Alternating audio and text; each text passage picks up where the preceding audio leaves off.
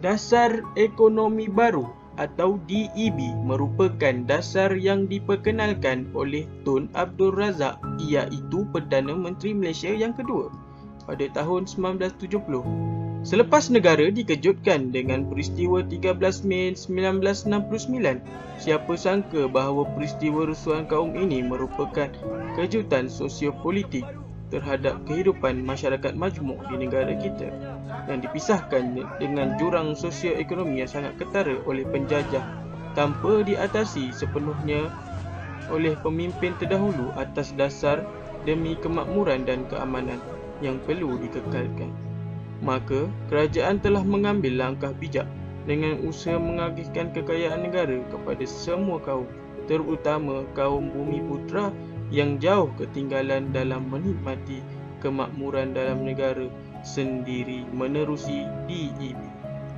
DEB merupakan rangka rancangan jangka panjang pertama yang meliputi tempoh antara 1970 sehingga 1990 melalui Rancangan Malaysia Kedua, Rancangan Malaysia Ketiga, Rancangan Malaysia Keempat dan Rancangan Malaysia Kelima.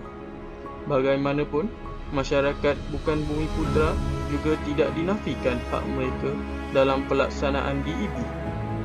Konsep serampang dua mata sangat popular digunakan kerana terdapat dua matlamat yang digariskan dalam dasar ini, iaitu membasmi kemiskinan dan menyusun semula masyarakat di negara kita.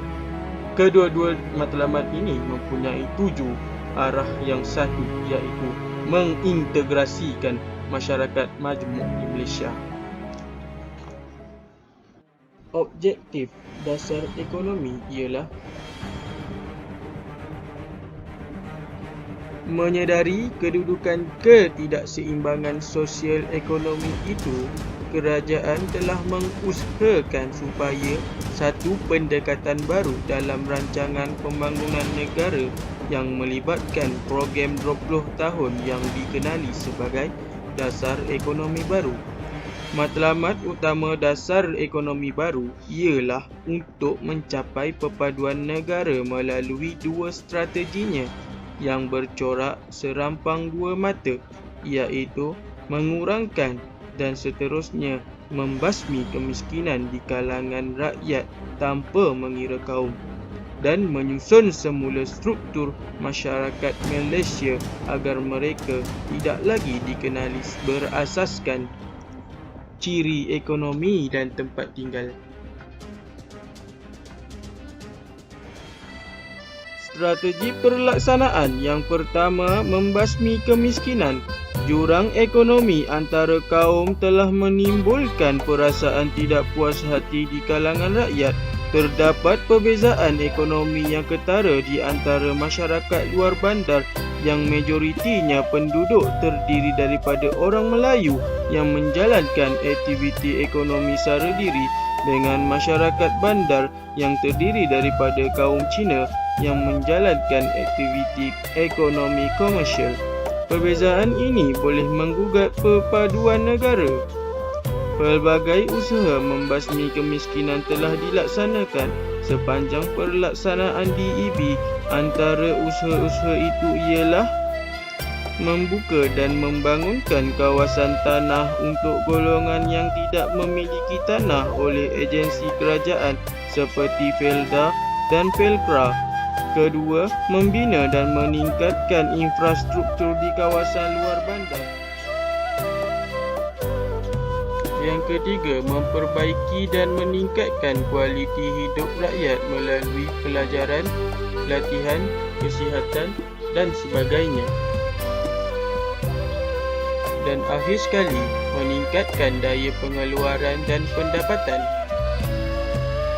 Pelaksanaan yang seterusnya ialah menyusun semula masyarakat. Menjadi hasrat kerajaan supaya menjelang tahun 1990, pemilikan saham dan ekonomi Malaysia akan melambangkan komposisi kepentingan kaum di negara ini, di mana penyertaan Bumiputera sebanyak 30%, 40% bagi bukan Bumiputera dan 30% terdiri daripada pelabur-pelabur luar negeri.